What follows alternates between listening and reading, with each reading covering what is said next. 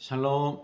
6월 19일 월요일 아침입니다. 네, 주일 우리 주님께 예배하며 그리고 주님의 그 사랑과 은혜 가운데 속에서 어떻게 잘 보내셨는지요?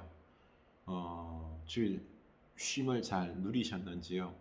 네, 우리가 주님의 주권 속에서 그 사랑 속에서 은혜 속에서 살아감을 믿으시기 바랍니다. 그리고 주님의 주권을 인정하고 하나님의 영광, 그 영광 속에서 우리가 기뻐하며 찬양하며 그 은혜 속에서 우리가 살아있는 주님과의 관계를 좀 누렸으면 좋겠습니다. 오늘날 우리가 하나님의 은혜로 살아가야지요. 돈으로 그 어떤 나의 바램과 욕심과 욕망으로 우리 행복 없습니다. 갈증만 더할 뿐이죠. 그 많은 것들을 원하려고 하는 이런 안타까움이 있습니다. 눈을 돌려 나에게서, 내 욕심에서, 내 욕망에서, 내 성공에서 이런 자꾸 세상에 갈증만 나는 것들에 자꾸 내 마음을 두지 마시고 우리 영원하신 하나님, 우리 사랑의 하나님, 우리의 근본이 되시는 우리 하나님과 그 사랑 속에서, 그 영광 속에서 내 영혼이 살아있는 관계 속에서 좀 회복되기를 원합니다. 이 속에 참 기쁨이 있습니다. 쉼이 있습니다. 아멘. 네. 한 주간 주님과의 관계가 더욱 돈독해지길 원하고 승리하기를 원합니다. 시편 23편 4절이죠. 그렇죠? 우리가 잘 아는 말씀입니다. 내가 사망의 음침한 골짜기를 다닐지라도 해를 두려워하지 않을 것은 주께서 나와 함께 하심이라. 주의 지팡이와 막대기가 나를 안위하시나이다. 아멘.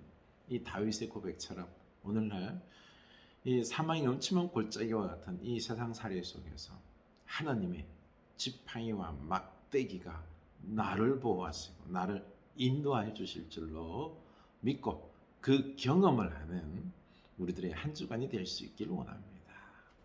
우리 하나님과의 같은 주권 속에서 그 영광 사랑 속에서 우리가 살 때 이 생동감이 있는 말씀의 경험, 그렇죠? 관계의 경험을 할 수 있을 것입니다.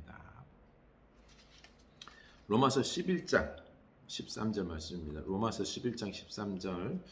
내가 이방인인 너희에게 말하노라. 내가 이방인의 사도인 만큼 내 직분을 영광스럽게 여기노니 이는 혹 내 골육을 아무쪼록 시기하게 하여 그들 중에서 얼마를 구원하려 함이라. 아멘. 사도 바울은 이방인의 사도로 부름받았죠, 그렇죠? 유대인의 사도로는 그 예수님이 12 제자들이죠, 그렇죠? 그들이 받은 상태였고요. 사도 바울이 특별히 이방인을 향하여서 나아갔는데요. 내가 이방인의 사도로서 참 이 직분 받은 걸 영광스럽게 여긴다라고 말을 하면서 그와 동시에 혹 내 골육을 아무쪼록 시기하게 하여 그들 중에서 얼마를 구원하려 함이라.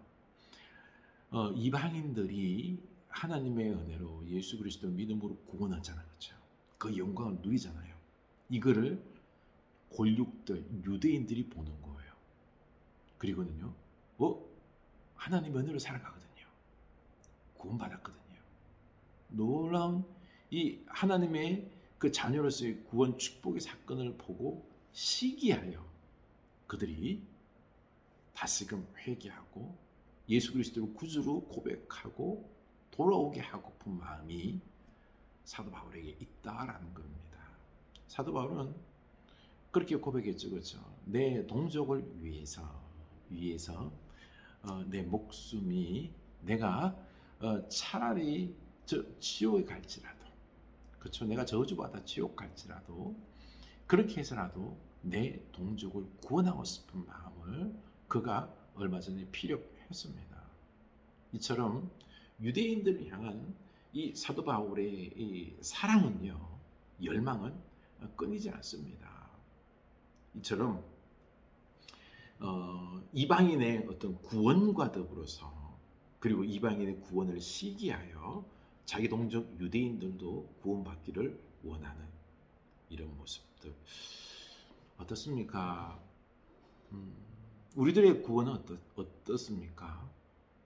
나는 다른 사람들이 시기할 정도로 우리 가족들이 나의 어떤 신앙의 생활의 모습에 구원의 아름다움의 모습에 그 능력 있고 영광스럽고 에너제틱한 우리들의 이런 신앙의 삶의 모습 속에서 그들이 나를 보고 부러워하고 시기하여 나도 예수 믿어보겠다라고 하는 이런 마음이 싹트게 하는 이런 모습이 내게 있는지요? 내게 있는지요? 우리 하나님 안에서 나의 어떤 영성을 회복할 수 있게 원합니다. 하나님의 성품으로, 하나님의 영광으로 우리가 하나님의 주권 속에서 어제 말씀처럼 인정하고 하나님을 사랑하고 그분에게 붙잡혀서 하나님의 영광으로 내 영혼이 충만할 수 있기를 원합니다. 내가 회복되어야 됩니다. 하나님의 은혜로. 하나님으로 우리가 충만할 때예요. 그때 우리를 통하여 거룩한 영광의 빛이 발할 수 있겠죠. 그렇죠? 세상에 소금이 되어야 됩니다. 요즘 소금이 얼마나 비싸져요. 그렇죠? 일본 후쿠시마 오염수 방류 위험 때문에 소금의 중요함이 자꾸 드러나자는 거죠. 우리가 세상에 둘도 없는 소금이 되어야 됩니다. 빛이 되어야 되겠습니다.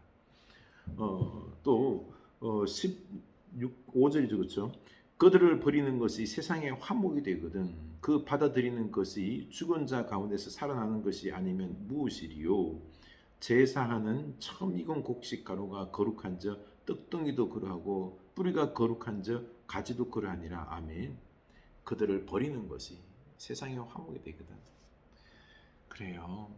유대인들을 그들이 예수 그리스도를 믿지 아니하고 그들을 버리고 하나님의 주권으로 그들을 버리고 누구를 선택했죠? 이방인을 선택했어요. 그들을 버림으로 말미암아 세상의 화목, 이방인들이 하나님과 화목하게 되는 이런 은혜가 있었습니다. 참 마음 안타까운 일이지만요, 그렇죠? 하나님의 선택이 이방인들에게 왔던 이런 참 안타까움의 모습이지만 우리에게는 감사할 일이 되었습니다. 감사할 일이 되었습니다. 그래서 우리가 감사하면서 또 사도 바울은 그럼에도 불구하고 유대인을 향한 구원에 대한 어떤 소망의 끈을 놓지 않고 있는 것입니다. 왜냐하면 하나님께서 그들에게 선택 축복을 주셨기 때문에 하나님은 그들을 절대 버리지 않으실 것이다 라고 하는 이런 마음이 있는 거죠. 그래서 제사는 처음 익은 곡식가루가 거룩한 적 떡덩이도 그러하고 뿌리가 거룩한 적 가지도 그러하니라. 이게요 처음 그 제사할 때 처음 익은 곡식가루가 깨끗하여 그걸 반죽하여 그 떡을 만들었을 때 이게 깨끗하고 그렇죠. 그리고 뿌리가 거룩한 적 가지도 거룩하고 하나님께서 먼저 제일 이스라엘의 어떤 조상들 있죠. 믿음의 조상들 언약으로 아브라함과 언약을 맺고 이삭과 야곱과 언약을 맺을 때 그 원가지는 깨끗했다라는 거죠. 처음 곡식 가루는요 깨끗했어요. 네, 거룩했어요. 그런데 이게 지나면서 유대인들이 그들이 하나님의 주권을 거절하고 자기들의 어떤 육체적 아브라함의 자손, 율법 이런 것들에 대한 것들을 자기 어떤 선민의식 속에서 그렇죠. 특권의식 속에서 이런 것들만 주장하다가 예수 그리스도를 거절하는 거죠. 그렇죠. 그래서 그들이 잘려나간 것 아닙니까? 버려짐을 당한 것 아닙니까? 그래서 17절에서 보면은요. 또한 가지 얼마가 꺾이었는데 돌감람나무인 내가 그들 중에 젖붙임이 되어 참감람나무 뿌리의 진액을 함께 받는 자가 되었은즉 그 가지들을 향하여 자랑하지 말라. 자랑할지라도 내가 뿌리를 보존하는 것이 아니요 뿌리가 너를 보존하는 것이니라. 그래서 보면 여기서 이제 접붙임의 비유를 이야기하고 있는 것입니다. 보면은요, 참 감람나무가 있어요.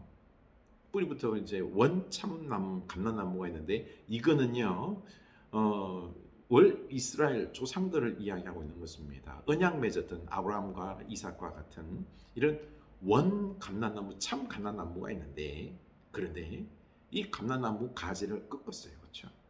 잘랐어요. 그 잘려나간 이 가지가 누구라고요? 유대인들인 거예요. 그들의 특권 의식 속에서 하나님의 어떤 관계보다는, 하나님을 사랑하기보다는 자기들의 어떤 전통이나 이런 특권 의식 속에서 하나님보다 율법이나 이런 것들을, 전통을 중요시했던 이런 유대인들이 예수를 믿지 않으므로 잘린 거죠, 그렇죠?